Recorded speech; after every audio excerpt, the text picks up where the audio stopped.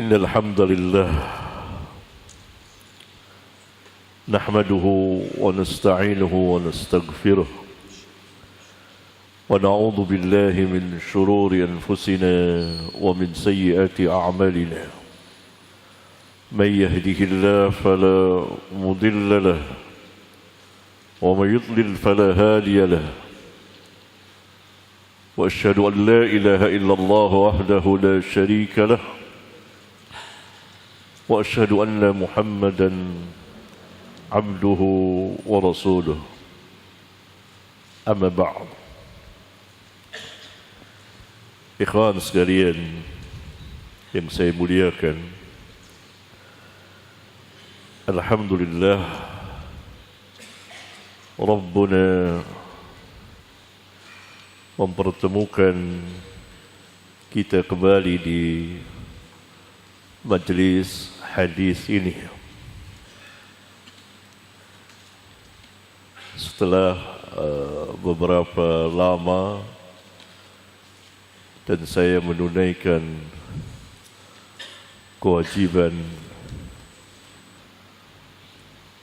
dakwah di beberapa kota, bertemu dengan kaum muslimin, khususnya salafiyin,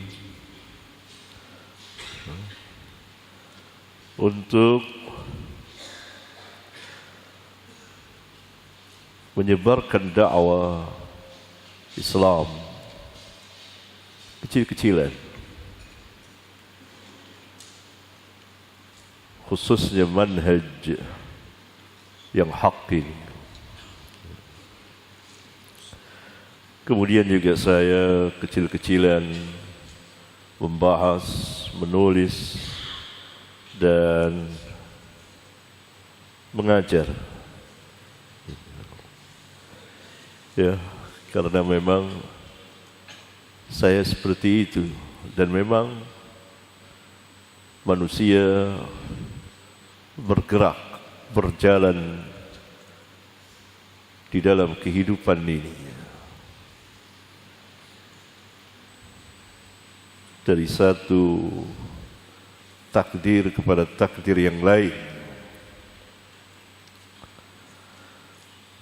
Ya, ini sebagaimana Rasulullah SAW pernah bersabda kepada kita saat itu kepada para sahabat, "Mali walid dunya." Apalah artinya dunia bagiku? Ma ana fid dunya illa karakibin istadalla tahta syajaratin thumma raha wa tarakaha. Mali walid dunya, sangat terkenal sekali sabda beliau. Mali walid dunya, apa artinya dunia bagiku? Yani kecil dunia di hadapan beliau. Bahkan beliau pernah bersabda, "Rak'atul fajri khairum minad dunya wa ma fiha." 2 rakaat salat qabliyah subuh lebih baik dari dunia dan segala isinya. Mali walid dunya, apa artinya dunia bagiku? Ma ana fid dunya, tidaklah aku di dalam kehidupan dunia ini illa qarabin,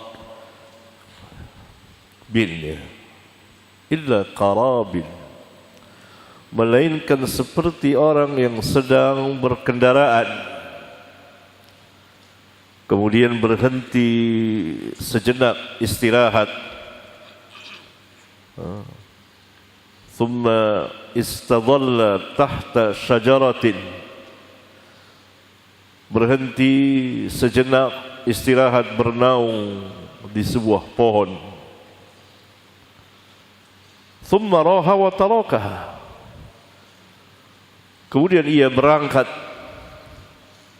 dan meninggalkannya, meninggalkan dunia ini. Itulah kehidupan. Orang berjalan dan bergerak terus mengikuti berjalannya kehidupan ini, mengikuti berjalannya takdir. Ma'ana fid dunya illa karakibin istadalla tahta syajaratin thumma raha wa tarakaha. Tidaklah aku di dalam kehidupan dunia ini melainkan seperti orang yang sedang berkendaraan,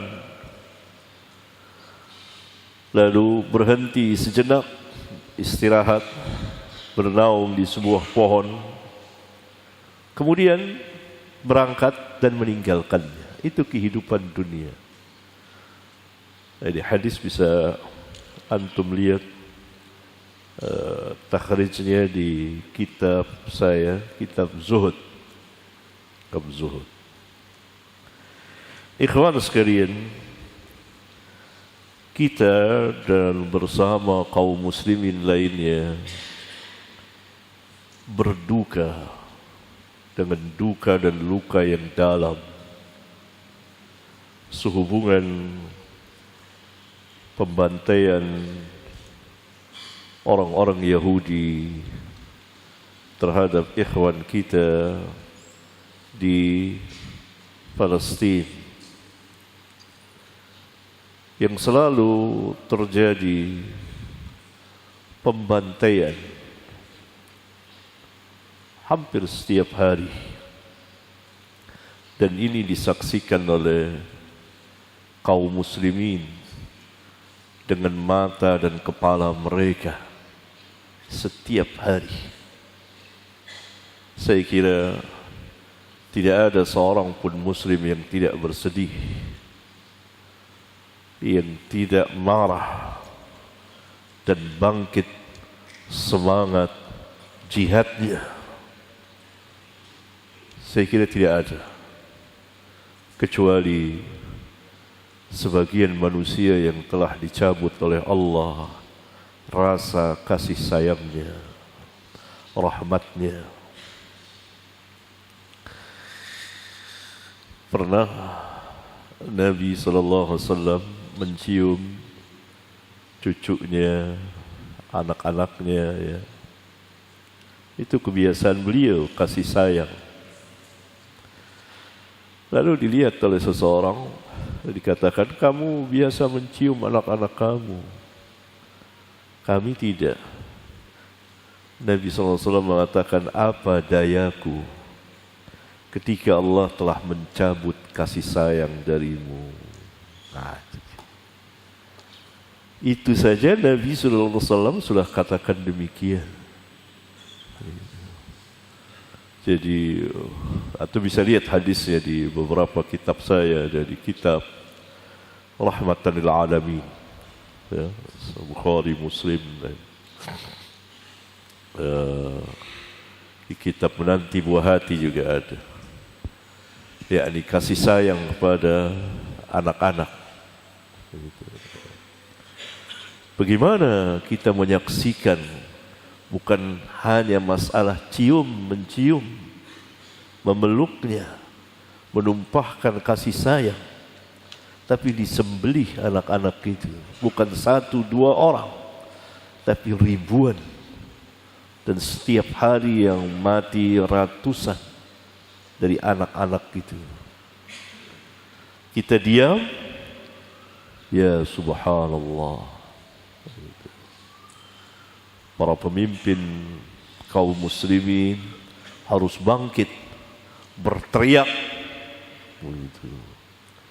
Itu kita membutuhkan pemimpin-pemimpin walaupun tidak sama seperti Nuruddin Zanki dan Salahuddin Al-Ayyubi serta Syekhul Islam Ibn Taymiyah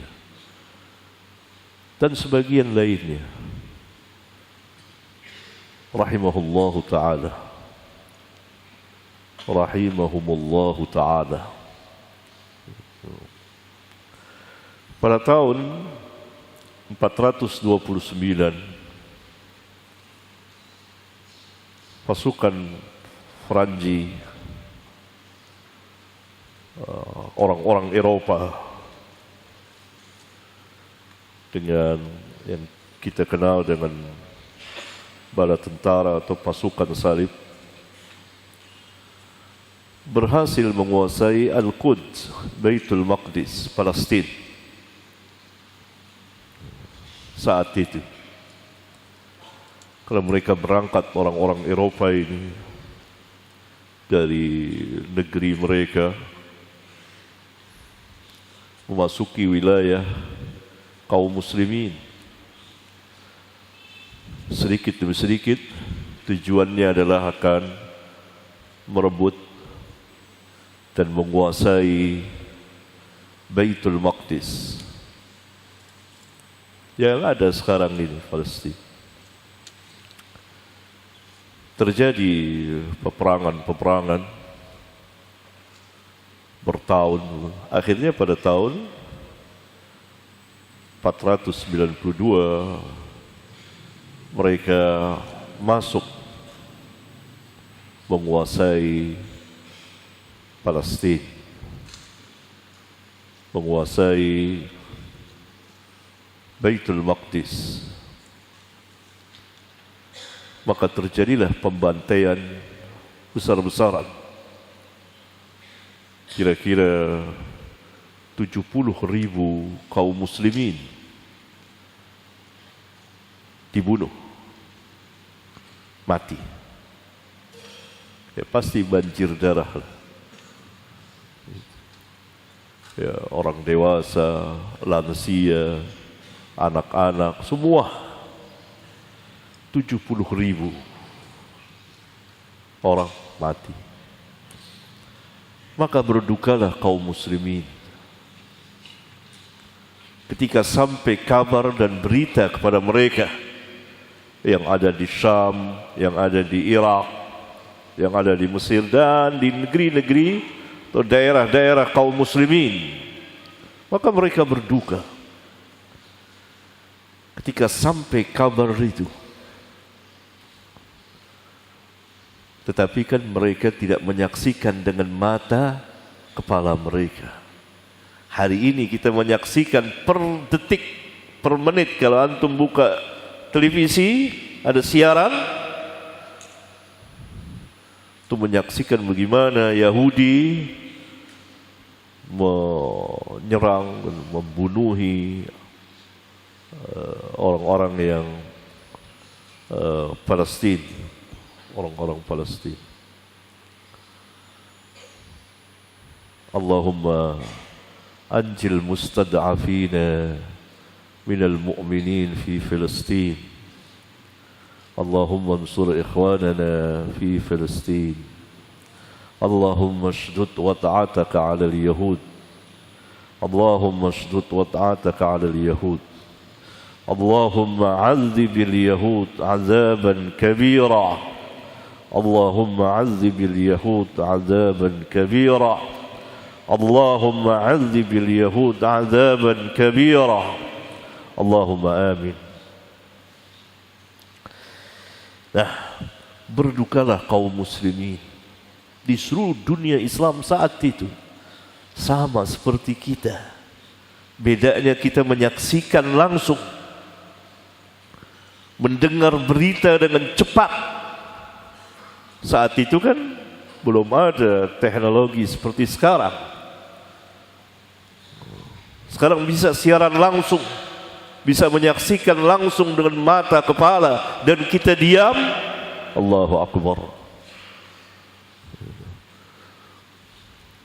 Lihat PBB bisu 1000 bahasa.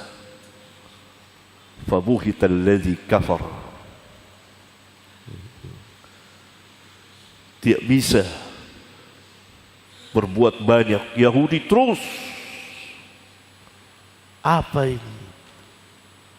Menyembelih kaum muslimin setiap hari. Maka pemimpin-pemimpin kaum muslimin dunia Islam harus bangkit. Dahulu kalut, kalap, panik, duka, menangis. Tampillah pemimpin-pemimpin seperti Nuruddin Zanki, orang Turki itu. Dia mengumpulkan perang, kumpul menyatukan kaum muslimin. Peperangan demi peperangan. Ya. Dia mengajarkan sunnah kepada bala tentaranya. Kemudian dalam perang salib terakhir, hampir 100 tahun setelah kejadian 492, bangkitlah Sultan Salahuddin Al-Ayyubi, memimpin peperangan besar untuk merebut kembali Masjidil Aqsa, Palestina, dari kaum salib. Yang dahulu di masa muda dia berada di bawah pasukan Nuruddin Zanki itu. Allah Subhanahu wa taala memberikan kekuatan besar. Akhirnya pada tahun 592 juga, saya agak lupa, tapi kira-kira 1 abad setelah itu terebut kembali Al-Quds. Nah, itu kewajiban kaum muslimin, hukumnya wajib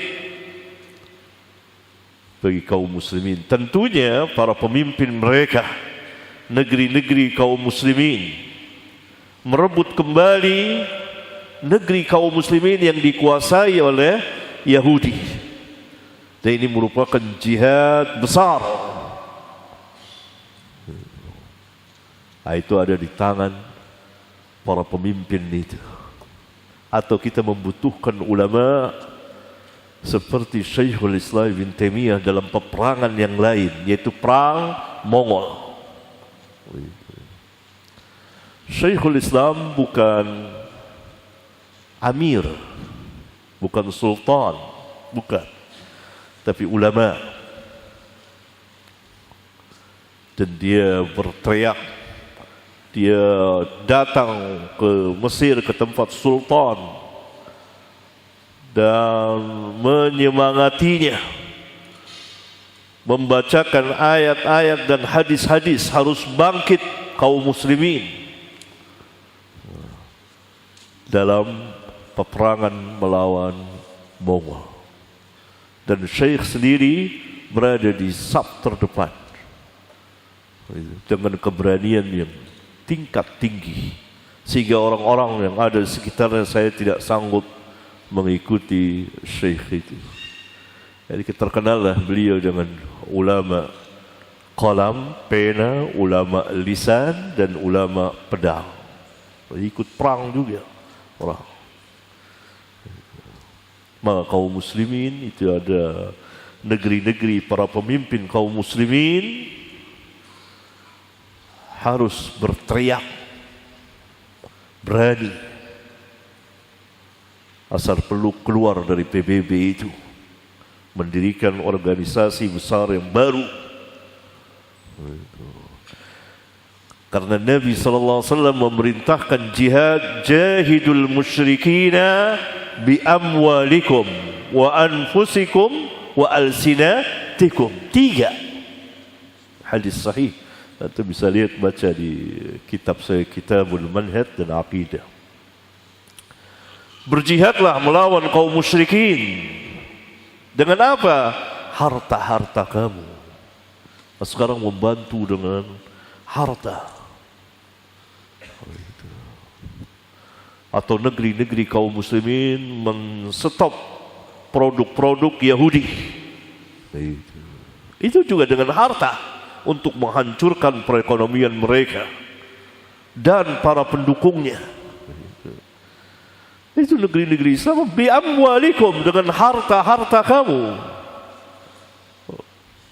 Kalau sekarang ya dengan harta bantuan dikirim. Bantuan saya di stop oleh Yahudi. Kekejaman Yahudi dan disaksikan dan dunia diam. Setiap hari ratusan anak. Itu kan beritanya cepat sampai kepada kita. Barangkali itu lebih dari itu. Tidak ada kaum muslimin yang memiliki keimanan yang tidak luka dan tidak marah dengan kemarahan besar. Ghadban lillah. Tidak ada yang tidak mau berjihad, perang. Negara-negara itu, salah satu manhaj salaf, manhaj yang besar adalah jihad. Jihad dengan harta, jihad dengan diri, jihad dengan lisan. Nah itu dia. 3. Jahidul musyrikina bi amwalikum wa anfusikum wa alsinatikum. Maka para pemimpin kaum muslimin di PBB harus marah, dan sudah mereka lakukan memang, tapi belum maksimal.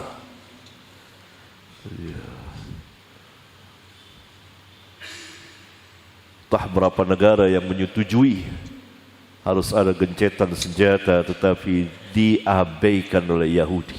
Lihat Yahudi. Karena ada pamannya yang membantu. Paman siapa? Paman Syamnya.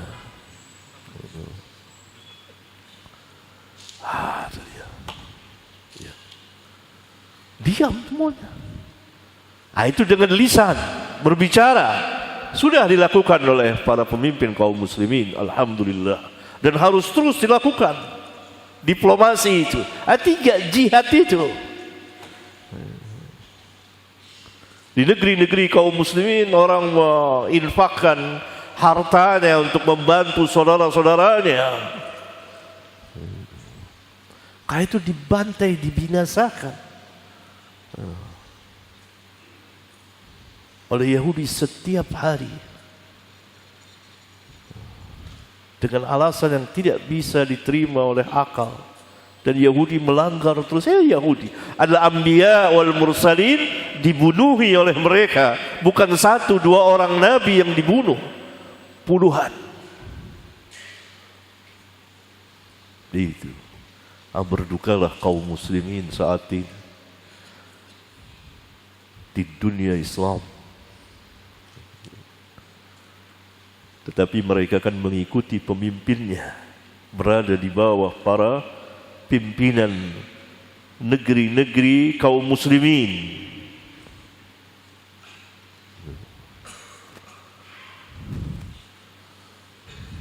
Ya.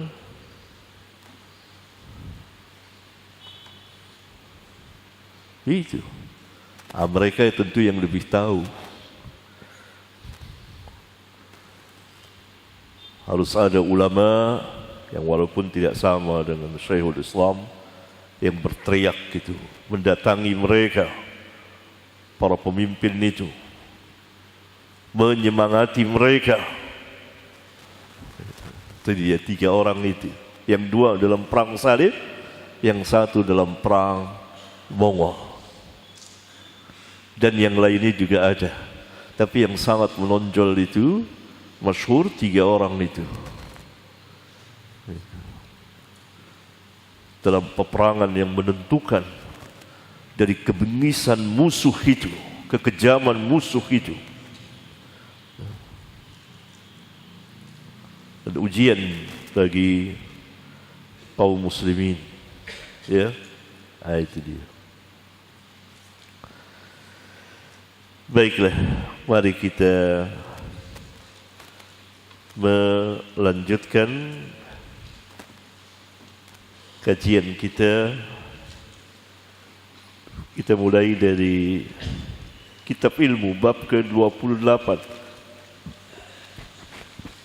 Hah?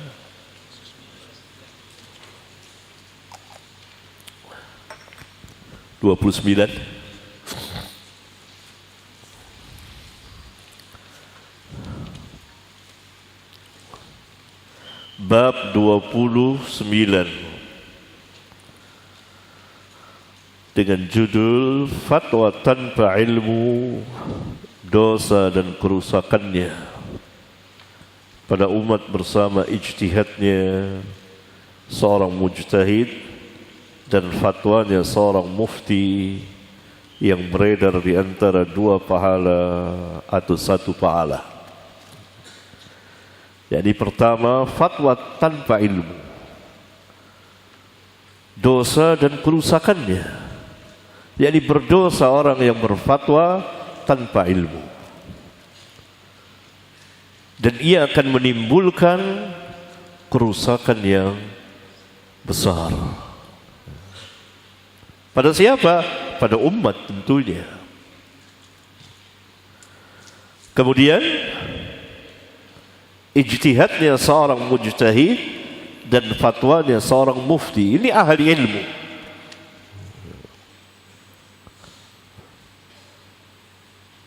Ijtihad dan fatwanya benar atau salah tetap diberi pahala. Beda dengan yang pertama. Fatwa dari orang-orang yang tidak berilmu, maka dia berdosa dan hasil fatwanya pasti akan menimbulkan kerusakan yang besar. Yang kedua, ijtihad dan fatwa dari ahli ilmu. Tentu berbeda. Kalau fatwa keluar dari yang bukan ahli ilmu, dia berdosa.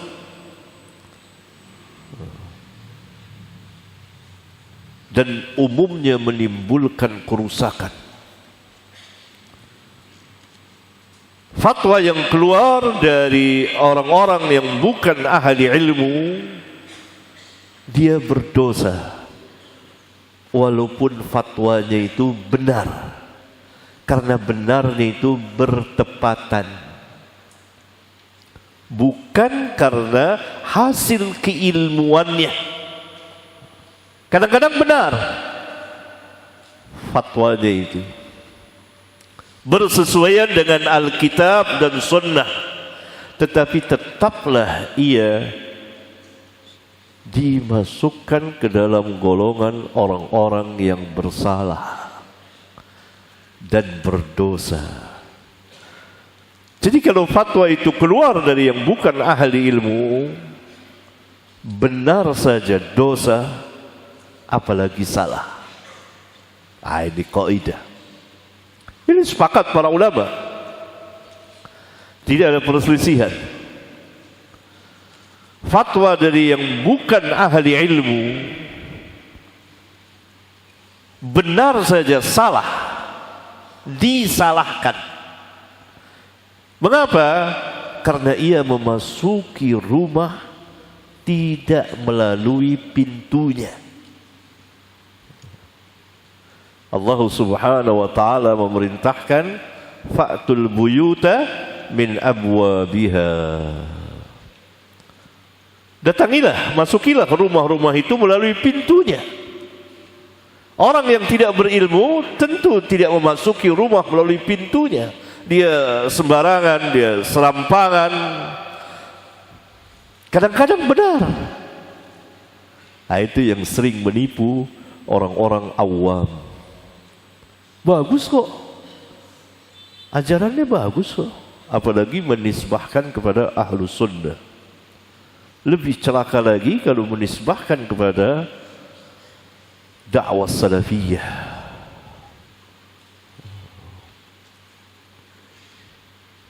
Nah, orang-orang, ya apa benar ini ngajinya, mana yang salah. Nah, itu. Karena yang menilai orang-orang awam. Coba tanyakan ke ulama. Pasti ulama akan marah. Tidak boleh. Ilmu apa yang dia miliki? Nah, ini terjadi pada hari ini, hari-hari sebelumnya, persis seperti yang Nabi SAW katakan, dan majelisnya didatangi.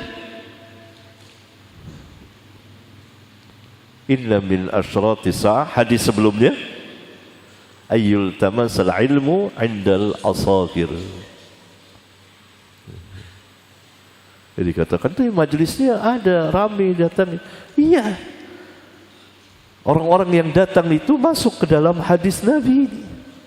Kalau saya pribadi tidak ragu lagi. Itu yang tersebut dalam hadis, inna min asyratis sa'ah ayyul tamasal ilmu indal asagir. Majelisnya ada aja orang datangi, bahkan banyak. Sesungguhnya sebagian dari tanda-tanda hari kiamat dicarinya ilmu itu dari orang-orang yang kecil. Ada dua tafsiran sudah saya jelaskan. Pertama, ahlul bidah. Yang kedua, orang-orang yang kecil ilmunya. Orang datang. Apakah kita mau menjadi pelaku tanda-tanda hari kiamat yang tercela, atau sebagai pelaku dari tanda-tanda hari kiamat yang terpuji? Ya, kalau kita hadir di majelis orang-orang yang tidak berilmu ini, maka masuklah kita ke dalam hadis, inna min asyratis sa'ah ayyul tamasal ilmu indal asagir.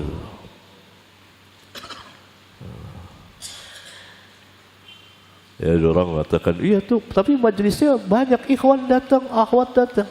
Sahih. Saya mengatakan sadaqa Rasulullah sallallahu alaihi wasallam. Benar apa yang dikatakan Rasulullah. Dan antum bersama kawan-kawan antum termasuk di dalamnya. Saya tidak ragu lagi.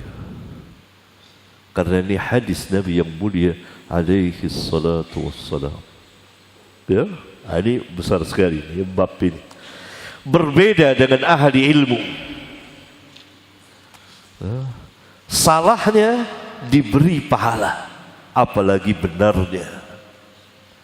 Ijtihad dan fatwanya yang salah diberi pahala oleh Allah Subhanahu wa ta'ala, itu satu pahala. Padahal ijtihadnya salah, fatwanya salah, diberi pahala. Kenapa? Karena ia memasuki rumah melalui pintunya ahli ilmu. Kenapa? Karena ia telah berusaha. Karena yang namanya ijtihad, yang namanya fatwa, itu mengeluarkan kemampuan yang ada pada dia. Yang ada pada dia apa? Uang, kekuasaan, apa? Ilmu. Dikuras.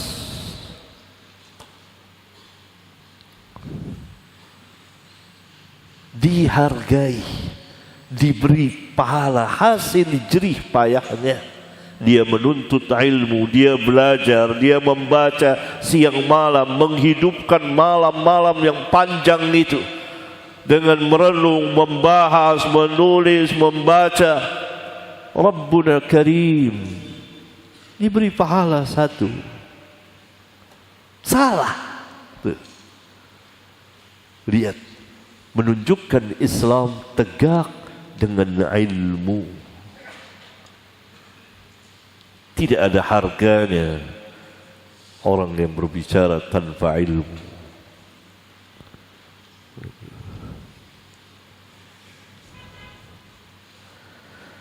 Ya, bersama ijtihadnya seorang mujtahid dan fatwanya seorang mufti yang beredar di antara dua pahala, kalau ijtihadnya benar, fatwanya benar, atau satu pahala kalau ijtihad dan fatwanya salah.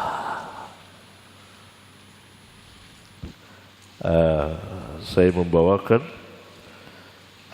dua buah ayat. Ayat pertama, wala taqfu ma laysa laka bihi ilm inna as-sam'a wal basara wal fuada kullu ulaika kana anhu mas'ula. Janganlah engkau mengatakan sesuatu yang kau tidak mempunyai ilmu tentangnya. Wala taqfu, tafsir Amirul Mu'minin fil hadis Al-Imam Al-Bukhari dan yang mengikutinya. Yani wala taqul, wala taqfu, wala taqul. Sebagian ulama menafsirkan dengan ittiba. Tapi yang lebih masyhur tafsiran yang mengatakan seperti Bukhari, wala taqul, jangan kau mengatakan,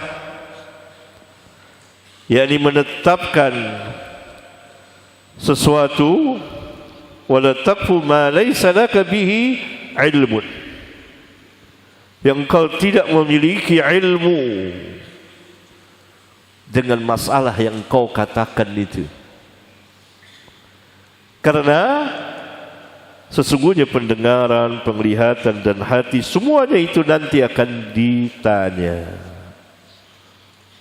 Ayat ini menjelaskan bahwa Islam mendasari segala sesuatunya dengan ilmu. Ya. Kemudian firman Allah Azza wa Jalla, "Qul innama harrama rabbi al-fawahisha ma dhahara minha wa ma batan wal ithma wal baghy bighairi al-haqq wa an tusyriku billahi ma lam yunazzil bihi sultana wa an taqulu 'ala Allahi ma la ta'lamun." Qul, yani Allah Subhanahu wa taala memerintahkan hambanya dan rasulnya untuk mengatakan, katakanlah, sesungguhnya Rabbku hanya mengharamkan fawahish, bentuk jamak dari fahishah, perbuatan yang keji, baik yang tampak ataupun yang tersembunyi, dan perbuatan dosa, perbuatan maksiat yang dikerjakan oleh seseorang terhadap dirinya. Itu maksudnya al-ithm. Dan al-baghyu, melanggar hak manusia atau berbuat zalim kepada mereka tanpa alasan yang benar, yang dibenarkan agama.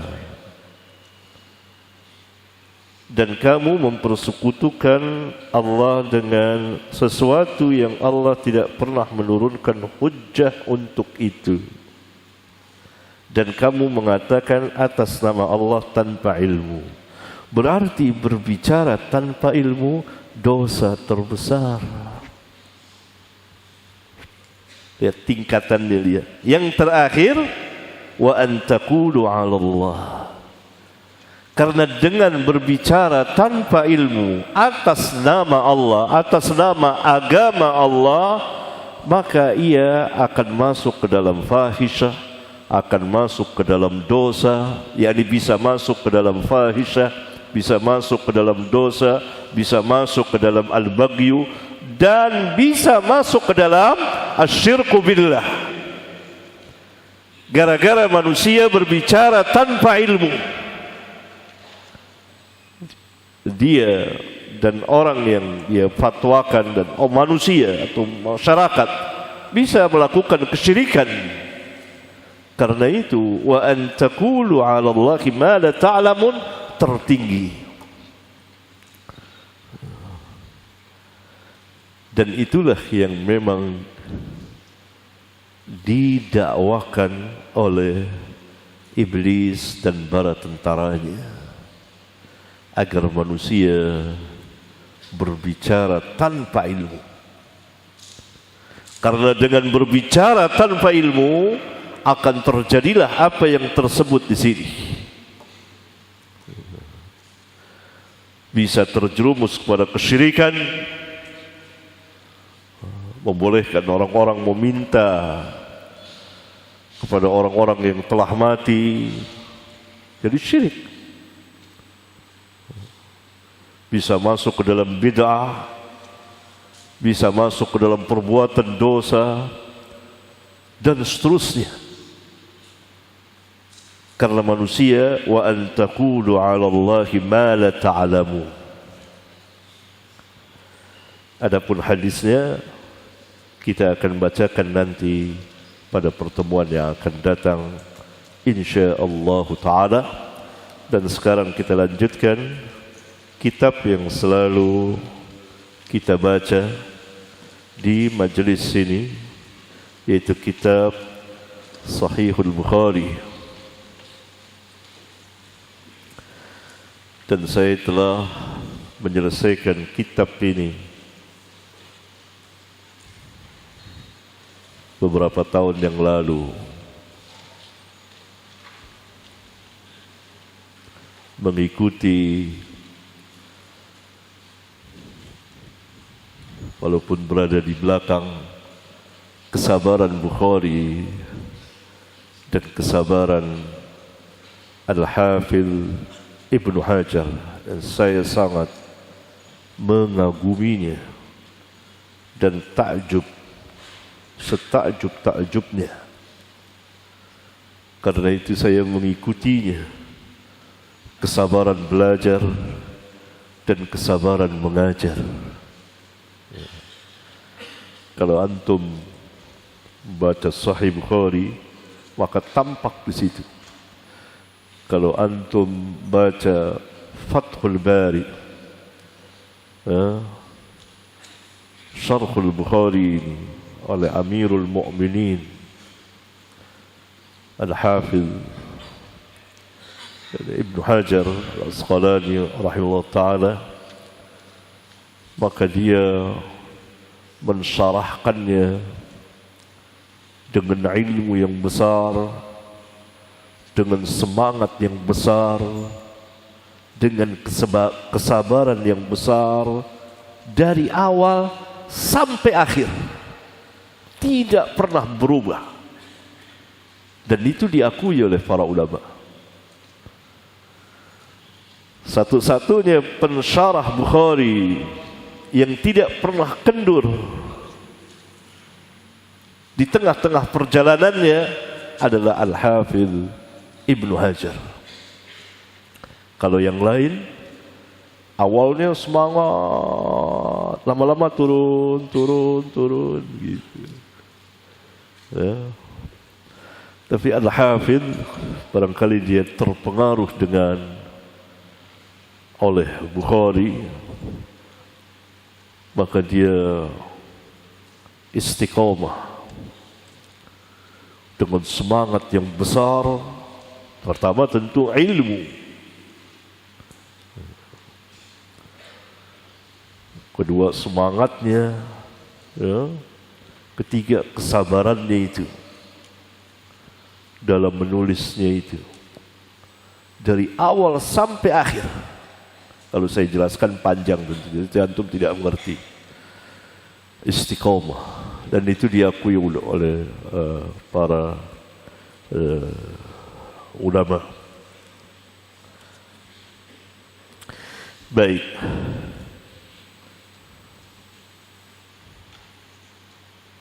Dulu ketika saya mengkaji Bukhari, banyak ikhwan yang tanya, Ustadz sampai kapan selesainya? Sampai kapan lama? Saya jawab, saya tidak tahu selesainya kapan.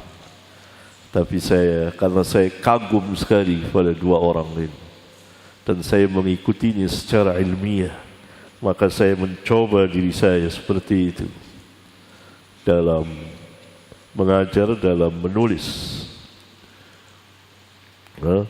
Terus saja, walaupun di belakang tentunya tidak kuat. Ini orang-orang besar, tetapi tentu memberi semangat kepada para pelajar. akan kesabaran yang besar sekali. Ya, dulu orang ikutnya, apa lama ini habis nih. Qadar Allah habis juga kan, selesai juga. Walaupun hanya sepekan sekali, kadang-kadang libur. Dulu saya lebih lama, berbulan, kadang-kadang saya dakwah di luar kota. Itu sendiri, dakwah sendiri, nggak ditemani saya. Sampai hari ini saya kalau dakwah sendiri. Alan sendiri saya, setir mobil sendiri saya, gitu, nggak pakai kru, nggak ditemenin, nggak ada. Ya, paling kalau yang ada mau datang, kalau dekat datang silakan masing-masing. Saya sendiri, dakwah kemana saja, gitu. Ya, falillahil hamd. Gitu. Ya. Baik, ikhwan. Kita lanjutkan. Kita masih berada di Kitabul Wudu. Kitabul Wudu. Silakan Suhail baca. Bismillahirrahmanirrahim. Qala Imam Abu Abdullah Muhammad ibn Ismail al-Bukhari rahimallahu ta'ala fi kitabih al-Jami' as-Sahih fi Kitabil Wudu. Babu ghasl ar-rijlaini ila al-ka'baini. Al-Imam memberikan judul bab Babu qaslir rijlaini ilal ka'bain. Bab mencuci kedua kaki sampai kedua mata kaki.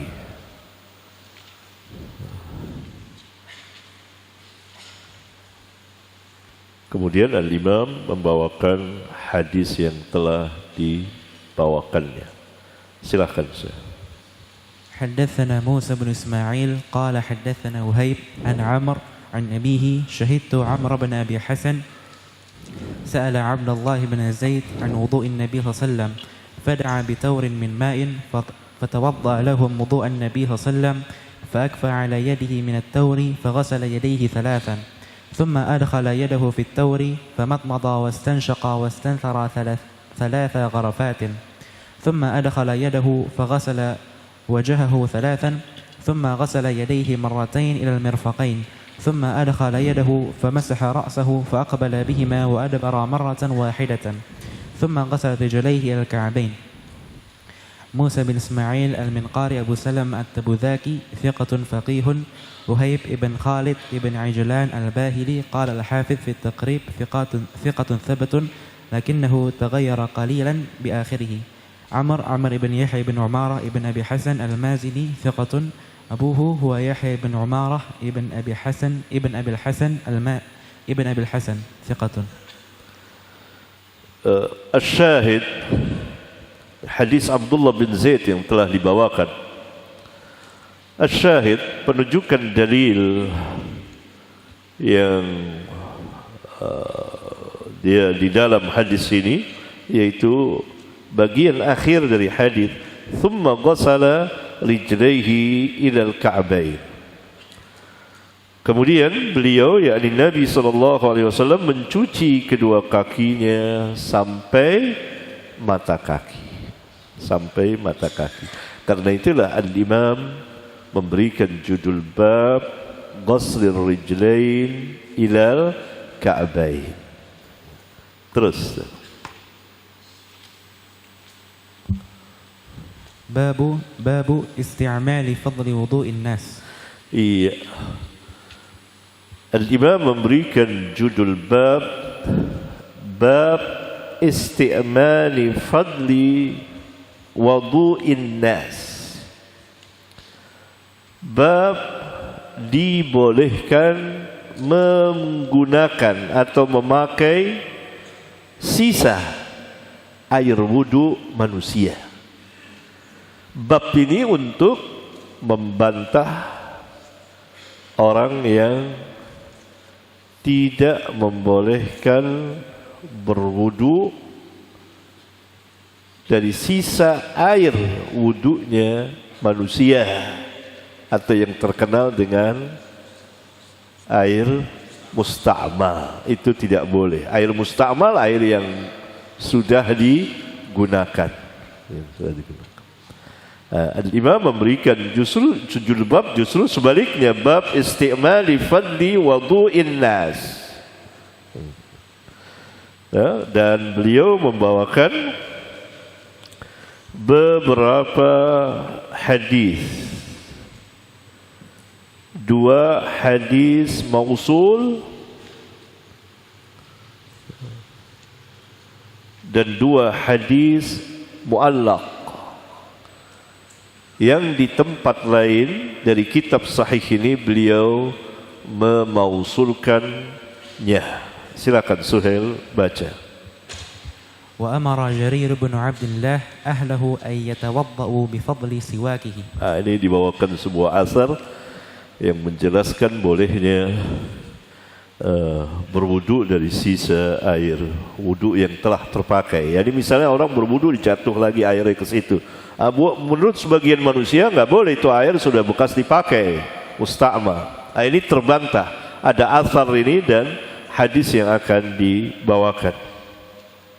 Silakan.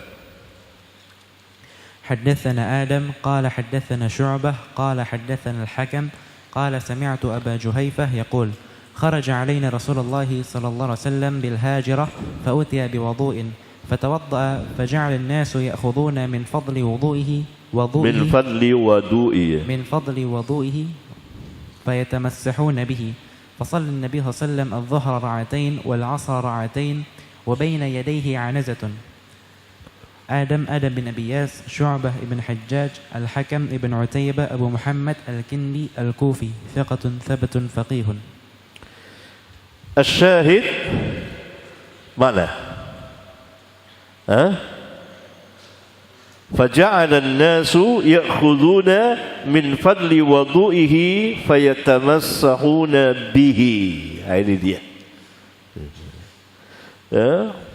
Lalu manusia mengambil sisa air wudu Rasulullah SAW dan mereka mengusap-ngusapnya. Ya, itu syahidnya. Terus deh.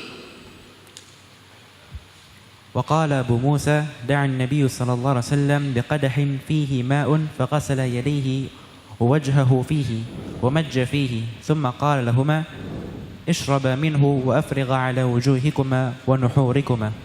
Iya, ini hadis muallaq dan nanti di dalam kitab Al-Maghazi masalah peperangan dimausulkan oleh Al-Imam Abu Musa berkata, da'a an-nabiy sallallahu alaihi wasallam biqadahin fihi ma'un faghasala yadayhi wa wajhahu fihi. Nabi sallallahu alaihi wasallam meminta segelas yang berisi, meminta gelas yang berisi air, lalu beliau mencuci kedua tangannya dan mukanya, wa majja fihi, dan beliau menyemburkan air ke gelas itu. Ambil. Summa qala lahuma, kemudian beliau berkata kepada keduanya, yaitu kepada Bilal dan kepada Abu Musa al-Ash'ari radhiyallahu anhuma, ishraba minhu, minumlah oleh kamu berdua dari air ini, gelas ini, yakni tabarruk, karena ada keberkahan dari Nabi yang mulia alaihi salatu wasallam. Wa afrigha ala wujuhikuma wa nuhurikuma, dan tuangkanlah air itu ke muka-muka kamu dan ke leher-leher kamu untuk mengambil barokahnya dari Nabi yang mulia alaihi salatu wassalam. Ini الشاهد اشربا منه وافرغا على وجوهكما ونحوركما. Terus Suhail. حدثنا علي بن عبد الله قال حدثنا يعقوب ابن إبراهيم ابن سعد قال حدثنا أبي عن صالح عن ابن شهاب قال أخبرني محمود بن الربيع قال وهو الذي مج رسول الله صلى الله عليه وسلم في وجهه وهو غلام من بئرهم. Iya.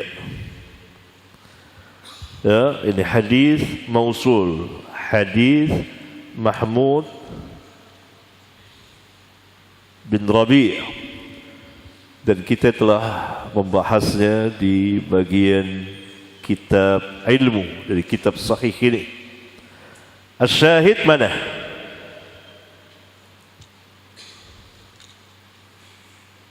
Mana? Yang kencang. Hah?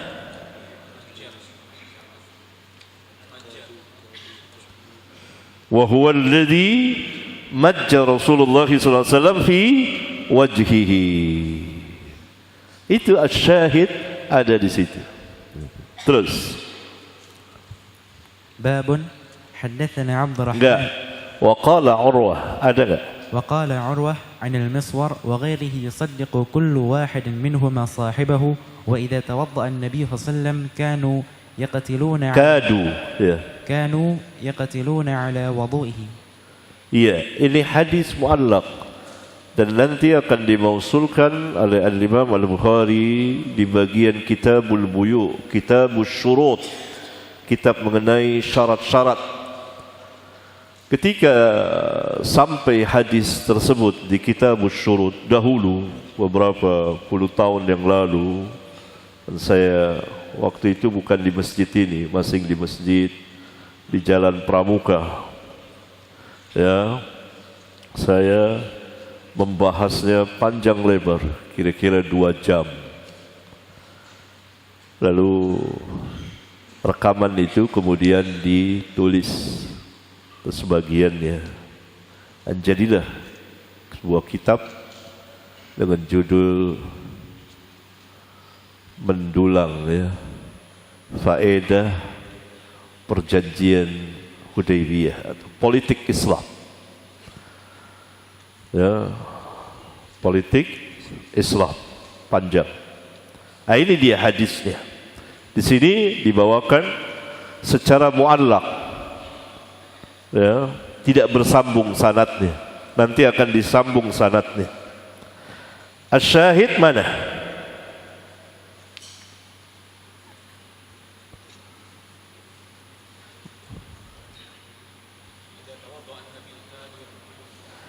Wa idza tawadda'a an-nabiy sallallahu alaihi wasallam kadu yaqtatiluna ala wudu'ihi. Dan apabila Nabi SAW berwudu, hampir-hampir mereka bertengkar karena berebutan mengambil sisa air wudu Nabi SAW. Berarti air musta'mal itu tetap suci dan mensucikan. Sebagian manusia mengatakan air itu suci tapi tidak mensucikan. Apa makna tidak mensucikan? Tidak bisa dipakai untuk berwudu, untuk mandi janabah, dan seterusnya. Hadis ini, beberapa hadis dalam bab ini membantah paham tersebut, bahwa air yang bekas dipakai tetap suci dan mensucikan selama tidak berubah rasa dan warna dan bau aromanya. Cukup sampai di situ?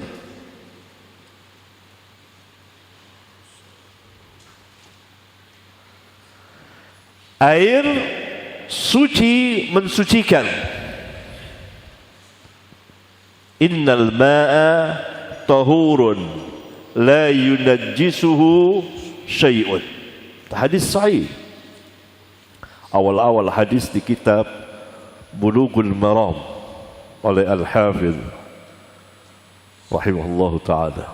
Sesungguhnya air itu suci dan tidak ada sesuatu yang dapat menajiskannya. dalam sebagian hadis dhaif kecuali jika berubah warnanya, rasanya dan baunya. Berhenti sampai di situ atau ada lanjutannya? Siapa yang bisa jawab tunjuk tangan.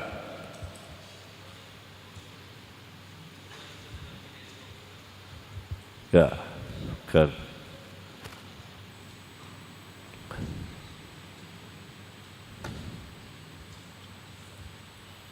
Innal ma'a tahurun la yunajjisuhu syai'un. Itu hadis sahih. Kemudian ada hadis dhaif, barangkali bisa digunakan sebagai pembatas. Kecuali kalau berubah rasanya, baunya dan warnanya. Berhenti sampai di situ atau ada lanjutannya? Berarti berdasarkan hadis sahih tadi, air itu sedikit dan banyaknya suci dan mensucikan. Kalau kita kaitkan dengan hadis dhaif tadi untuk sebagai pembatas, kecuali jika berubah warnanya, rasanya dan baunya dengan sebab kejatuhan najis. Itu dia lanjutannya. Sebab semata-mata berubah warna, rasa, bau tidak menunjukkan bahwa air itu tidak mensucikan. Contohnya apa? Oh enggak, kopi. Kopi kan suci tapi tidak mensucikan. Ini yang saya tanya, suci dan mensucikan. Air laut rasanya beda, warnanya beda, baunya pun beda, tapi tidak kejatuhan najis, tetap suci dan mensucikan. Ya, berarti air musta'mal itu tetap suci dan mensucikan. Apabila telah hilang sifat air itu, seperti air kopi, air teh, ya itu tidak bisa dipakai untuk mensucikan, berwudu tidak bisa. Ya. Tapi kalau air hujan, air laut dari mata air bisa. Terus Suhail lanjutkan. Babun حدثنا عبد الرحمن بن يونس قال حدثنا حاتم بن إسماعيل عن الجعد قال سمعت السائب بن يزيد يقول ذهبت بي خالتي إلى النبي صلى الله عليه وسلم فقالت يا رسول الله إن ابن أختي واكع فمسح رأسي ودعا لي بالبركة ثم توضأ فشربت من وضوئه ثم قمت خلف ظهره فنظرت إلى خاتم النبوة بين كتفيه مثل رز الحجلة. عبد الرحمن بن يونس بن هاشم أبو مسلم المستملي البغدادي صدوق طعن فيه للرأي. الحاتم بن إسماعيل المديني أصله من الكوفة صحيح الكتاب صدوق يهم. الجعد بن عبد الرحمن بن ويس Ibn Ausin waqad yansubu ila jaddihi thiqatun. Iya. As-Sa'ib adalah min sigharis sahabah.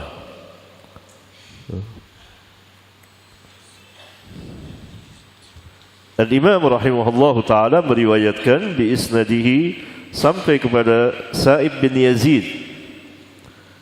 Yaqul, dia berkata, zahabat bi khalati ila Nabi sallallahu alaihi wasallam faqalat. Khalati, yakni kata Sa'ib bin Yazid, bibiku, saudara ibuku, membawaku kepada Nabi sallallahu alaihi wasallam. Maka bibiku berkata, ya Rasulullah, inna ibna ukhti waqi'un. Wahai Rasulullah, sesungguhnya anak saudaraku, anak saudara perempuanku, yakni Sa'ib ini sakit. Famasaha ra'si wa da'ani bil barakah. Lalu Rasulullah SAW mengusap kepalaku dan mendoakanku dengan keberkahan, yakni ya Allah berkahilah ia dan seterusnya. Thumma tawadda'a, kemudian beliau berwudu. Fasharibtu min wadu'ihi, maka aku pun meminum dari sisa air wudu'nya. Thumma qumtu khalfa dhahrihi, kemudian aku berdiri di belakang punggung beliau. Fanadhartu ila khatamin nubuwati baina katifaihi, maka aku melihat cap kenabian di antara kedua punggungnya, di antara apa nih? Pundaknya sini. Ya.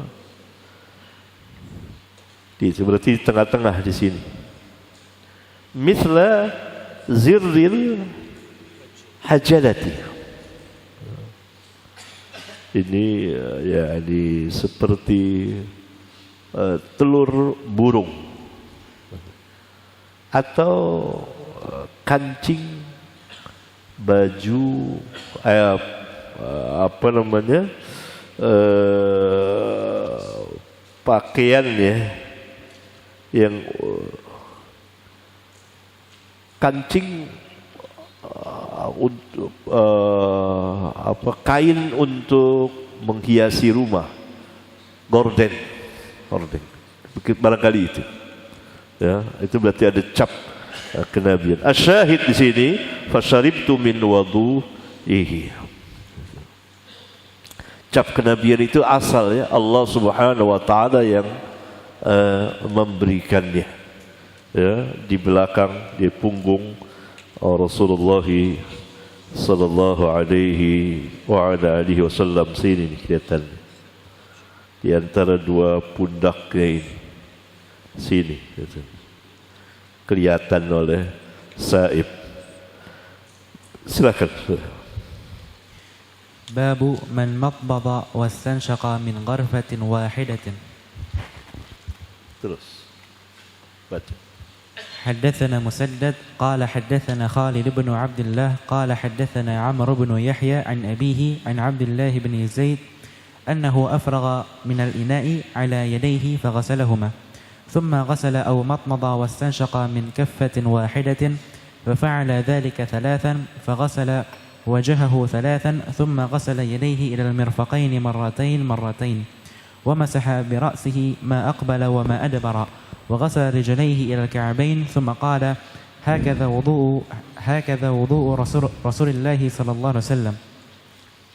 مسدد ابن مسرحد خالد ابن عبد الله ابن عبد الرحمن ابن يزيد الطحاني الواسطي ثقة ثبت. عمر بن يحيى بن عمارة أبوه هو يحيى بن عمارة. Al-Imam memberikan judul bab man madmada wastanshaqa min gharfatin wahidatin. Berkumur-kumur, yakni bab yang menjelaskan dibolehkan berkumur-kumur ketika berwudu ya, dan sekalian menghisap air ke hidung serta mengeluarkannya min gharfatin wahidatin, dari satu tangan, satu saukan boleh, jadi boleh dua gini, boleh satu, mana yang lebih mudah bagi kita. Asyahid, ini hadis Abdullah bin Zaid tentang sifat wudhu Nabi sallallahu alaihi wasallam yang diulang-ulang sampai 5 atau 6 kali oleh Bukhari di Kitabul Wudhu ini. Asy-syahid thumma ghasala aw madmada wastanshaqa min kaffatin wahidatin fa'ala dzalika thalathan. Kemudian beliau mencuci atau berkumur-kumur, yakni keraguan rawi, yakni kita terjemahkan, kemudian beliau berkumur-kumur sambil menghisap air ke hidung dan mengeluarkannya dari satu telapak tangan, dan beliau melakukannya sebanyak 3 kali. Gitu. Min kaffatin wahidatin. Boleh. Mana yang mudah? Terus. Babu mashar ra'si marratan. Terus baca. حدثنا سليمان بن حرب قال حدثنا وهيب قال حدثنا عمرو بن يحيى عن أبيه قال شهدت عمرو بن أبي حسن سأل عبد الله بن زيد عن وضوء النبي صلى الله عليه وسلم فدعا بتور من ماء فتوضأ لهم فكفى على يديه فغسلهما 3 ثم أدخل يده في الإناء فمضمض واستنشق واستنثر 3 ب3 غرفات من ماء ثم أدخل يده فغسل وجهه 3 ثم أدخل يده في الإناء فغسل يديه إلى المرفقين مرتين ثم أدخل يده فمسح برأسه فأقبل بيده وأدبر بها ثم أدخل يده فغسل رجليه حدثنا موسى قال حدثنا وهيب قال مسح رأسه مرة. سليمان بن حرب الأزدي الواشحي قاضي مكة ثقة. وهيب بن خالد عمرو بن يحيى بن عمارة أبوه يحيى بن عمارة. Iya. Asy-syahid di mana? Ya.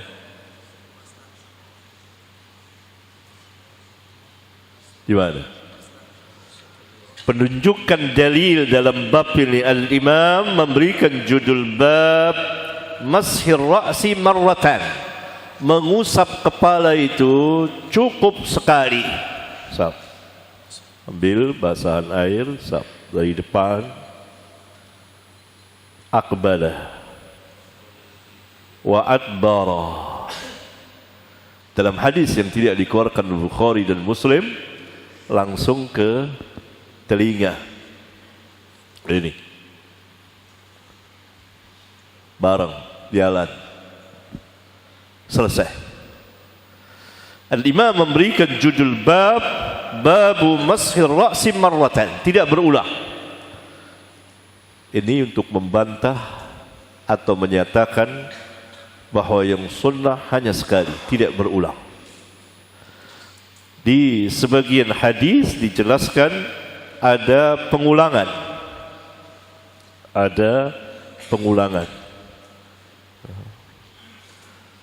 Tetapi hadisnya dhaif. Antum bisa membaca takhriz ilmiah saya insyaallah taala di kitab hadis-hadis dhaif jilid 1. Sebagai perbendaharaan ilmiah itu bisa lihat. Ya.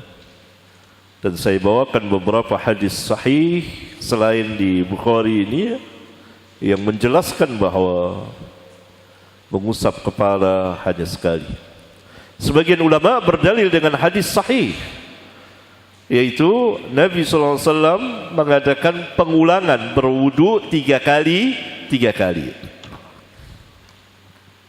Tetapi terbantahkan oleh hadis ini. Ternyata Nabi SAW mengusap kepala sekali, karena berbeda antara mencuci dengan mengusap. Mencuci ada pengulangan, mengusap tidak ada pengulangan. Karena kepala bukan dicuci, tapi famsahu biru'usikum, usaplah kepala-kepala kamu, bukan dicuci. Tangan, muka, kaki dicuci. kepala diusap, berbeda. Karena itu ia hanya sekali. Dan ini mazhab itu artinya pendapat. Tuh dia. Ya. Yang kuat, kalau tidak mau dikatakan sangat kuat, adalah yang berjalan sesuai dengan nas yang tegas dan sahih. Ini dia. Dibawakan oleh Bukhari di sini. Mana penunjukan dalilnya? Asy-syahid mana?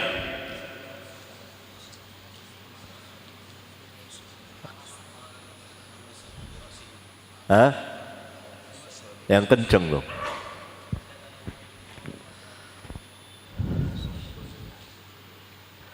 Al-Imam membawakan hadis, diulang lagi hadis Abdullah bin Zaid dari syekh yang lain, yaitu Sulaiman ibnu Harb. Di jalan Sulaiman ini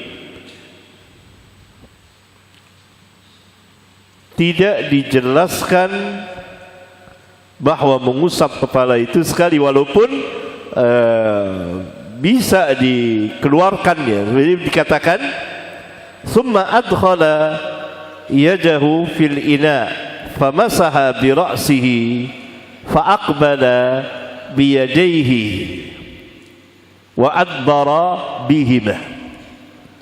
Kemudian beliau memasukkan tangannya, yakni kedua tangannya ke bejana. Berarti ini bejananya besar, yang bisa tangan masuk.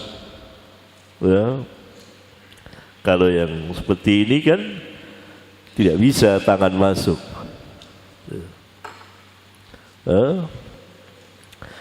Famasaha bi ra'sihi. Lalu beliau mengusap kepalanya dari ujung kepalanya. Fa aqbala, beliau menghadap, berarti begini. Dengan kedua tangannya. Wa adbara biha, dan ke belakang, dari belakang ke depan. Itu menunjukkan satu kali. Tapi ada lafaz yang tegas yang tidak dibawakan oleh Sulaiman bin Harb.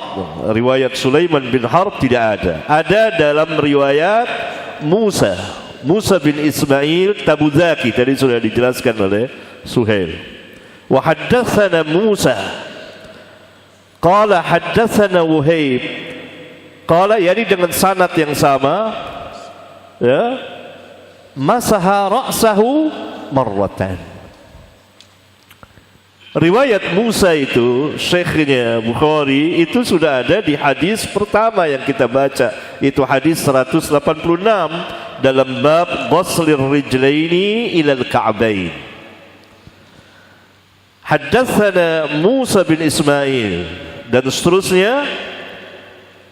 Akhir hadis menjelaskan thumma adkhala yadahu famasaha ra'sahu fa aqbala bihima wa adbara marratan wahidatan. Tegas lafaznya.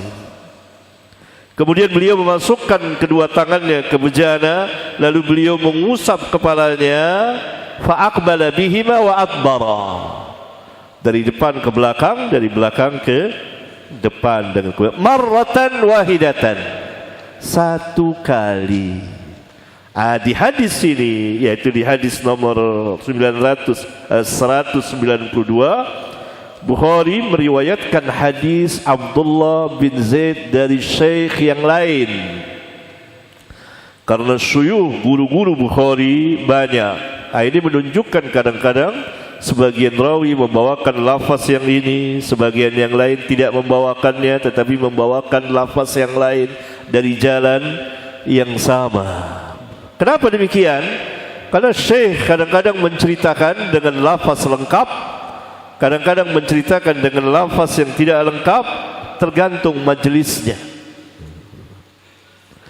Syekhnya Bukhari, yaitu Musa bin Ismail, dengan lafaz yang lebih tegas, masaha ra'sahu marratan. Lanjutkan Suhail. Bab ke-43. Babu وضوء الرجل مع امرأته وفضل وضوء المرأة وتوضأ عمر بالحميم من بيته. Terus. حدثنا عبد الله بن يوسف قال أخبرنا مالك عن نافع عن عبد الله بن عمر أنه قال كان الرجال والنساء يتوضؤون في زمان رسول الله صلى الله عليه وسلم جميعا.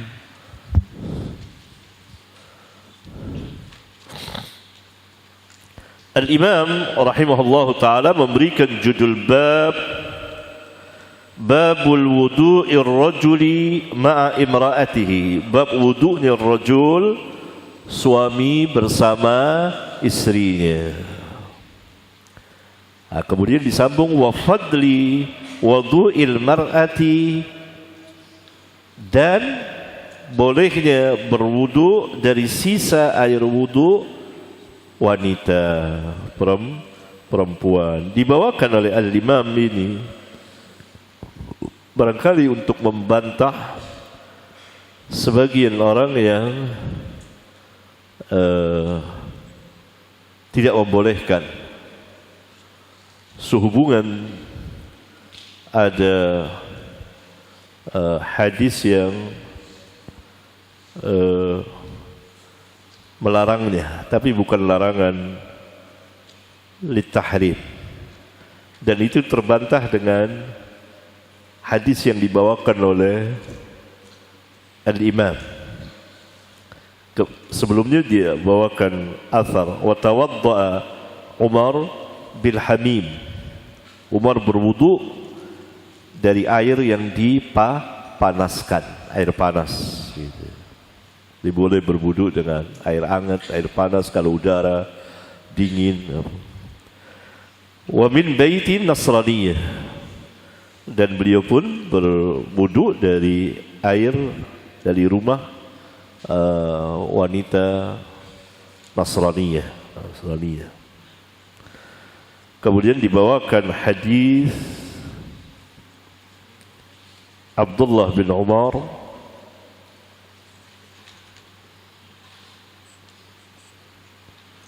annahu qala, bahwa dia berkata kana ar-rijalu wan nisa'u yatawadda'una fi zamani Rasulillah sallallahu alaihi wasallam jami'an.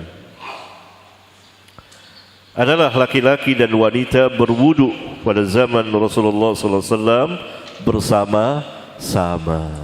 Tentunya kan ada bekasnya karena dari bejana yang satu, sebagaimana dalam riwayat yang lain. Banyak tafsiran ulama di sini dan berbantahan dengan Al-Hafidh Ibnu Hajar. Ya, panjang itu pembicaraannya. Tapi maksudnya di sini intinya adalah bahwa sisa wudu dari perempuan atau sisa mandi dari perempuan itu tidak najis, tidak terlarang seseorang menggunakannya.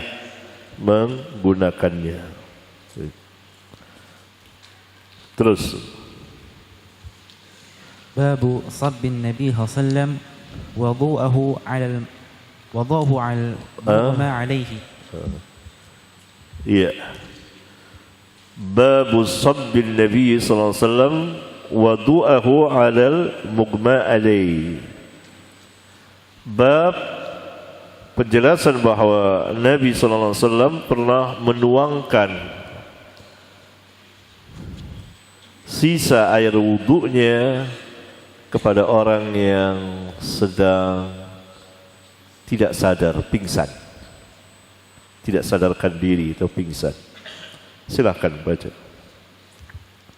حدثنا أبو الوليد قال حدثنا شعبة عن محمد بن المنكدر قال سمعت جابرا يقول جاء رسول الله صلى الله عليه وسلم يعودوني وأنا مريض لا أعقل فتوضأ وصب علي من وضوئه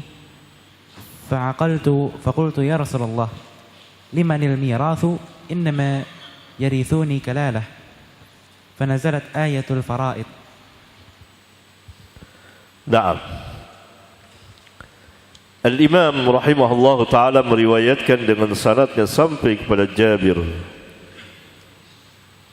Dia berkata, Ja'a Rasulullah SAW ya'uduni wa ana maridun la a'qilu. Rasulullah SAW pernah datang menjengukku saat aku sedang sakit. Aku lagi sakit, dijenguk oleh Rasulullah SAW. La a'qilu, dan keadaanku tidak paham. La aqilu. Barangkali sakitnya cukup berat. Fatawadda'a, lalu beliau berwudu. Wa sabba alayya min wudu'ihi, dan beliau menuangkan kepadaku sebagian dari sisa air wudunya. Menuangkan kepadaku sisa dari air wudunya. Fa'aqaltu, maka aku pun sadar. Ya. Fakultu, lalu aku bertanya, ya Rasulullah, limanil mirath? Wahai Rasulullah, harta waris itu untuk siapa? Innama yarithuni kalalatun, sesungguhnya yang mewarisiku adalah kalalah. Kalalah itu tidak meninggalkan orang yang wafat, tidak meninggalkan anak, dan tidak meninggalkan orang tua. Fanazalat ayatul faraid, lalu turunlah ayat mengenai waris. Asyahid, fatawadda'a wa sabba alayya min wudu'ihi. Terus. Babul ghusli wal wudu'i fil mikhdab wal qadahi wal khashabi wal hijarah. Bab ini menjelaskan tempat untuk berwudu beragam. Kalau kita ada gelas, ada gayung, ada ember, macam-macam. Ini ingin dijelaskan. Babul ghusli, bab mandi, wal wudu, dan wudu fil mikhdab, di mikhdab. Mikhdab itu bisa bejana kecil untuk wudu, bisa juga bejana besar untuk berendam, mandi, bathtub. Oh itu. Ya. Wal qadah, gelas. Wal khashab wal hijarah, dari kayu, dari batu, ya, saat itulah tempat-tempat untuk wudu. Kalau sekarang Rabbuna memudahkan kaum muslimin, ya, berwudu dengan membuka, air pun memancar. Ya, dengan gayung, dengan gelas, ya, macam-macam orang wudu tempatnya. Ya. Silakan saya baca.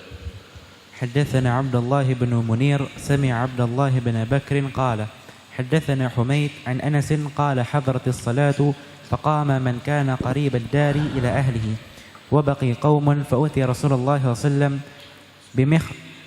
بمخضب من حجارة فيه ماء فصغر المخضب أن يبسط فيه كفه فتوضأ القوم كلهم قلنا كم كنتم قال 80 وزيادة. Terus baca. حدثنا محمد بن علاء قال حدثنا أبو سامة عن بريد عن أبي بردة عن أبي موسى أن النبي صلى الله عليه وسلم دعا بقدح فيه ماء فغسل يديه ووجهه فيه ومج فيه. حدثنا أحمد بن يونس قال حدثنا عبد العزيز بن أبي سلمة قال حدثنا عمرو بن يحيى عن أبيه عن عبد الله بن زيد قال أتى رسول الله صلى الله عليه وسلم فأخرجنا له ماء في تور من صفر فتوضأ فغسل وجهه 3 ويديه مرتين ومسح برأسه فأقبل به وأدبر وغسل رجليه. حدثنا أبو اليمان قال أخبرنا شعيب عن الزهري قال أخبرني عبيد الله بن عبد الله بن عتبة أن عائشة قالت لما ثقل النبي صلى الله عليه وسلم واشتد به وجعه استأذن أزواجه في أي مرض في بيتي فأذن له فخرج النبي صلى الله عليه وسلم بين رجلين تخط رجلاه في الأرض بين عباس ورجل آخر. قال عبيد الله: فأخبرت عبد الله بن عباس فقال: أتدري من الرجل الآخر؟ قلت: لا. قال: هو علي. وكانت عائشة تحدث أن النبي صلى الله عليه وسلم قال بعدما دخل بيته واشتد وجعه: حرقوا علي من 7 قرب لم تحلل أو كيتهن لعل أعحد إلى الناس. وأجلس في مخضب لحفصة زوج النبي صلى الله عليه وسلم ثم طفقنا نصب عليه من تلك الكرب حتى طفق يشير إلينا أن قد فعلتن ثم خرج إلى الناس. Iya. Beberapa hadis dibawakan oleh Al-Imam untuk menjelaskan bab yang beliau berikan. Hadis yang pertama yaitu hadis 195 dari hadis Anas. Ia berkata, hadaratis salah. Waktu salat masuk, yaitu salat waktu itu salat asar. Faqama man kana qaribad dari ila ahlihi. Maka orang-orang yang dekat dengan rumahnya saat itu pulang ke rumahnya untuk berwudu di rumahnya. Wa baqiya qaumun, tinggal sebagian kaum. Fa utiya Rasulullah sallallahu alaihi wasallam bi mikhdabin min hijaratin fihi ma. Lalu dibawa kepada Rasulullah sallallahu alaihi wasallam mikhdab yang terbuat dari batu yang berisi air untuk wudu. Fasagura al-mikhdab, tapi mulut mikhdab itu kecil. Ya, ayyabsuta fihi kaffahu, yang beliau untuk memasukkan telapak tangannya seperti ini. Kecil, tidak masuk.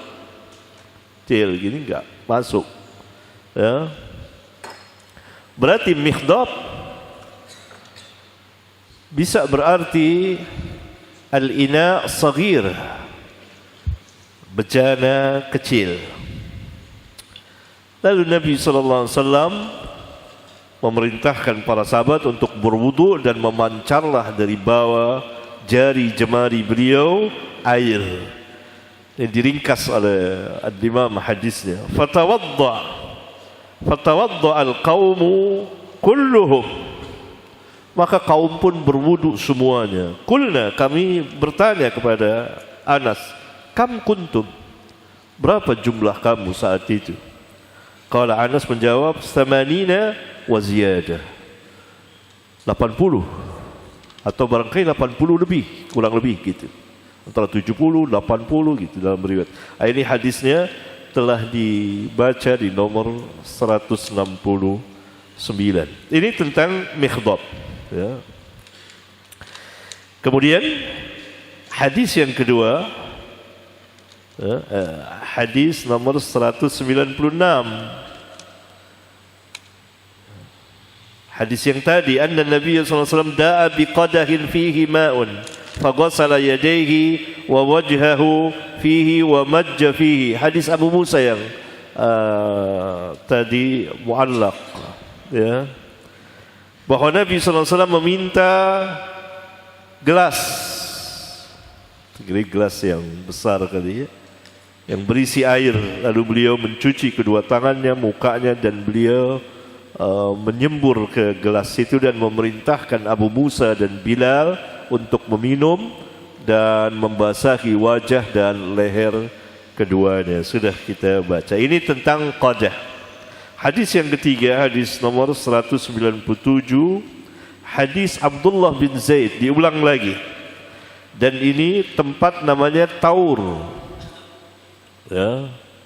Taur ya bisa itu apa, nanti akan diberikan bab khusus oleh Al-Imam Al-Bukhari, nanti kita baca di sana. Kemudian hadis yang keempat, hadis Aisyah. Al-Imam meriwayatkan dengan sanadnya sampai kepada Aisyah. ini belum pernah dibaca. Anna Aisyah qalat, bahwa Aisyah berkata, lamma thaqula an-nabiy sallallahu alaihi wasallam washtadda bihi waja'uhu ista'dhana azwajahu fi ay yumarrada fi baiti. Tatkala sakit Nabi sallallahu alaihi wasallam semakin berat, semakin payah, maka beliau meminta izin kepada istri-istri beliau untuk dirawat di masa sakitnya fi baiti, di rumahku, kata Aisyah. Ista'dhana azwajahu fi ayyumarrada fi baiti. Beliau meminta izin kepada istri-istri beliau agar beliau dirawat dalam masa sakitnya di rumahku, kata Aisyah. Fa'adzinna lahu, maka mereka pun memberikan izin kepada beliau. فخرج النبي صلى الله عليه وسلم بين رجلين تخط رجلاه في الأرض.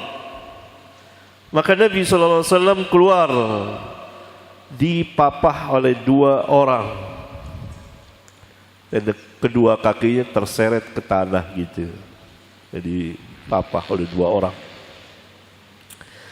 Baina Abbas wa rajulun akhar, di antara Abbas dan seorang lagi, kata Aisyah, tidak disebut namanya.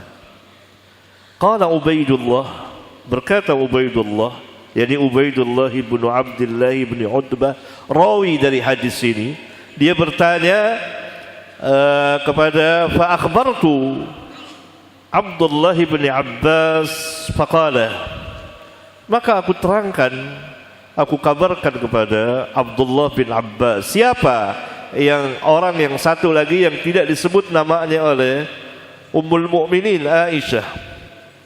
Faqala, Ibnu Abbas berkata, "Atadri manir rajulul akhar?" Tahukah engkau siapa laki-laki yang lain itu, orang yang lain itu, yang orang yang satu lagi? Qultu la, aku berkata saya tidak tahu. Qala huwa Aliyun, dia adalah Ali, yakni keluarganya. Ini berfaedah kalau orang-orang sakit, maka keluarga yang berhak merawatnya, keluarga yang berhak memandikannya, mensolatinya, menguburkannya. Maka setiap keluarga dari keluarga besar kita, keluarga kita harus ada yang bisa memandikan mayit, mengkafankannya. Ya, orang lain tidak berhak, ya, keluarga yang berhak, yang membeli kain kafan dari harta si mayit, ya, harta si mayit dikeluarkan, dibeli kain kafannya, yang memandikannya dan seterusnya. Dan Nabi SAW dipapa, dirawat, dibawa oleh dua orang keluarganya, Abbas dan Ali, satu pamannya, satu sepupunya. Wa kanat Aisyah radhiyallahu anha tuhadditsu anna an-nabiy sallallahu alaihi wasallam qala ba'da ma dakhala baitahu washtadda waja'uhu. Aisyah selanjutnya menceritakan bahwa Nabi sallallahu alaihi wasallam sesudah itu beliau masuk ke rumahnya, ke rumah Aisyah, dan sakitnya semakin keras. Beliau bersabda, jadi Aisyah menceritakan bahwa Nabi sallallahu alaihi wasallam bersabda sesudah beliau masuk ke rumah Aisyah, tinggal di rumah Aisyah, dan sakitnya semakin keras, beliau katakan, hariku alayya, tuangkanlah kepadaku min sab'i kirabin, dari 7 kirab, 7 tempat air yang terbuat dari kulit. Lam tuhlal au kayatuhun la'alli a'hadu ilan nas. Barangkali aku nanti kalau segar, kalau sembuh, bisa berwasiat kepada manusia. Wa ujlisa fi mikhdabin li Hafsata zaujin Nabi sallallahu alaihi wasallam. Lalu beliau didudukkan di mikhdab. Sekarang mikhdab artinya bejana yang besar, karena Nabi SAW duduk di situ seperti bak mandi yang untuk bisa duduk di situ. Ya. Nah, di situ kepunyaan Hafsah istri Nabi sallallahu alaihi wasallam. Thumma tafikna nasubbu alaihim min tilkal kiram. Kemudian kami pun mulai, yakni para istri beliau, menuangkan air dari tempat-tempat air yang 7 itu ke beliau. Hatta tafiqa yushiru ilaina an qad fa'altunna. Sampai beliau berisyarat kepada istri-istrinya, cukup, kamu telah melakukannya.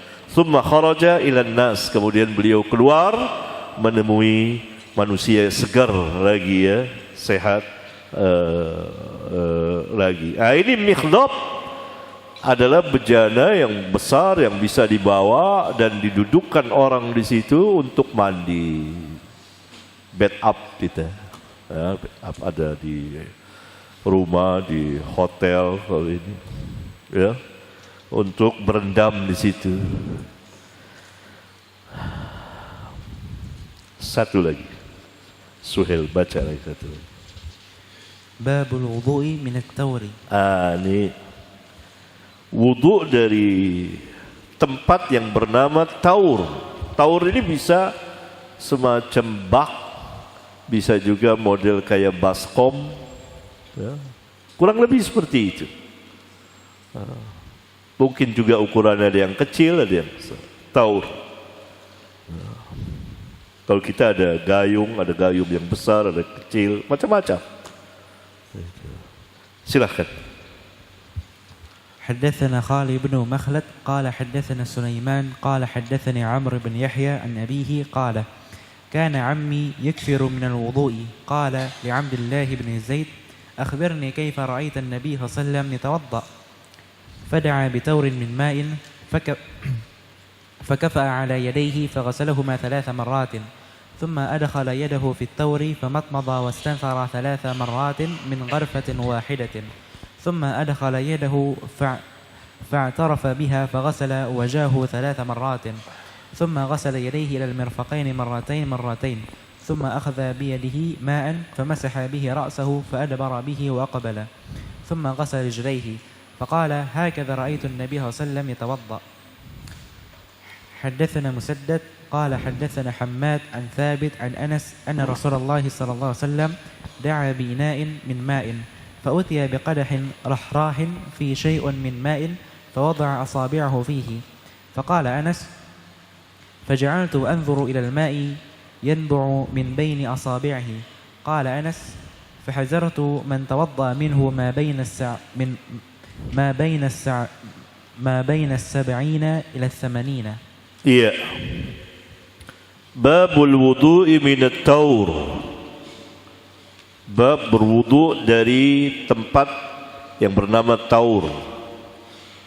Ada ember atau bak atau semacam kayak gayung, baskom, mungkin begitulah tempat yang tidak diatur oleh agama.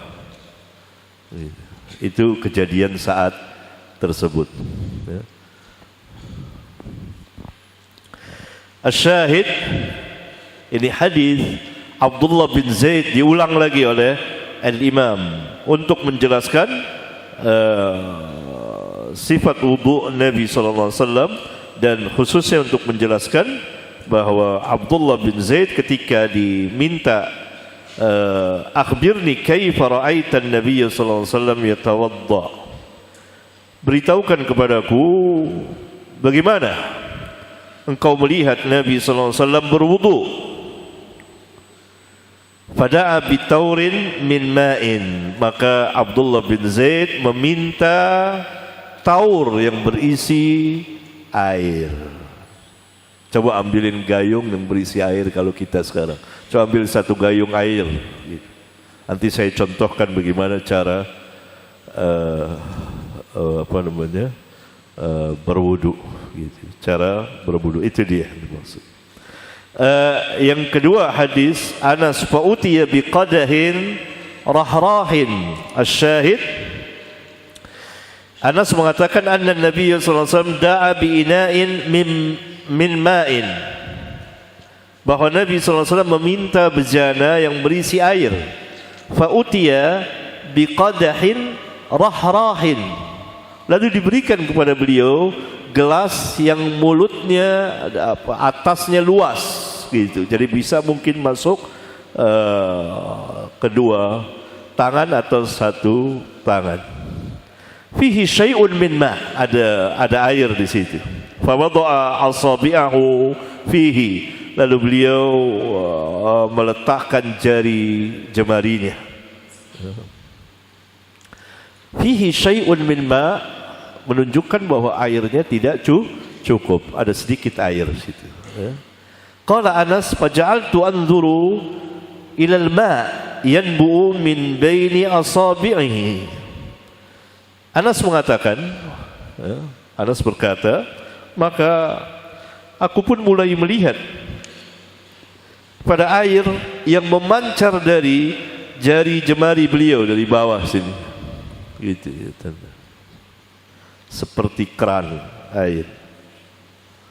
Maka boleh kita berwudu dari keran. Nah, itu kan mengucur terus, para sahabat berwudu ganti-gantian, tuh air terus, enggak sebentar berhenti, matiin dulu.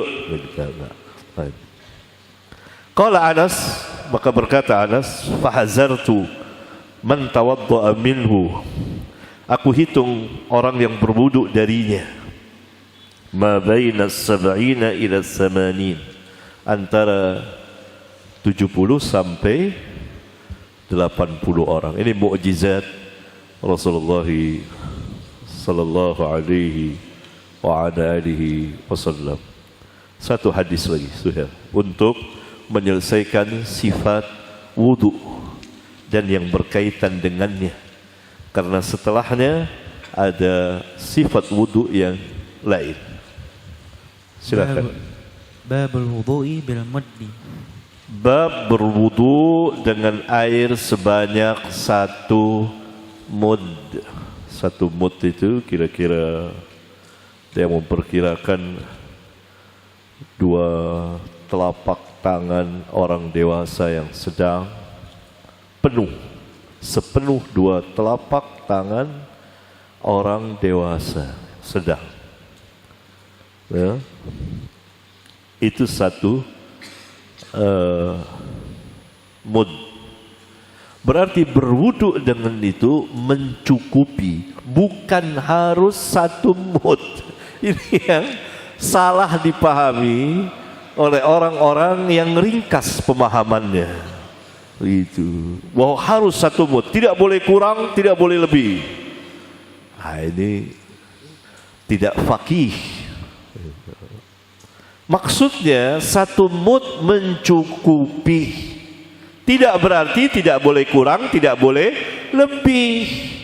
Saya jelaskan, antum bisa baca di kitab Al-Masail jilid 13. Perkataan para imam, apa yang dimaksud ini? Silakan baca. Ya. Boleh lebih, boleh sesuai dengan hajat yang dibutuhkan. Silakan. Dalilnya juga ini, lihat. Silakan, Dad. حدثنا أبو نعيم قال حدثنا مسعر قال حدثني ابن جبر قال سمعت أنسا يقول كان النبي صلى الله عليه وسلم يغسل أو كان يغسل بالصاع إلى 5 أمداد ويتوضأ بالمد. Iya. Al-Imam meriwayatkan dengan sanadnya sampai kepada Anas, yakni Anas bin Malik radhiyallahu taala anhu, Karena Nabi sallallahu alaihi wasallam adalah Nabi sallallahu alaihi wasallam biasa mandi yaksilu aw yaktasilu bis-sa' ila 5 amdad. Dengan 1 sa' sampai 5 mud. Berarti disesuaikan dengan hajat, keperluan. 1 sa' mencukupi.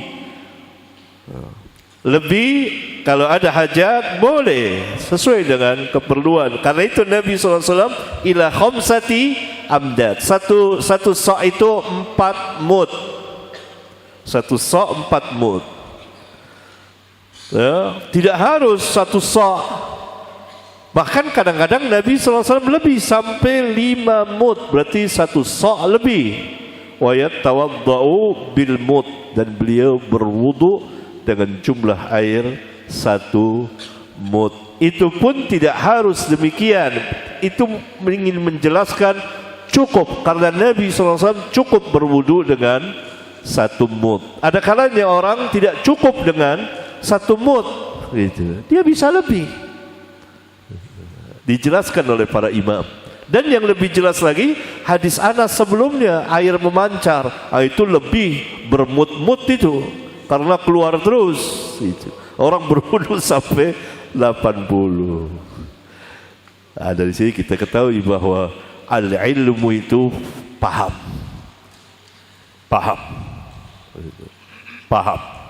apa yang dimaksud. Itu ilmu. Barangkali ini ikhwan, pada pertemuan yang akan datang kita bahas bab yang lain, tetapi masing di dalam Kitabul Wudu. Subhanakallahumma wa bihamdika asyhadu an la ilaha illa anta astaghfiruka wa atubu ilaik. Wassalamu alaikum warahmatullahi wabarakatuh.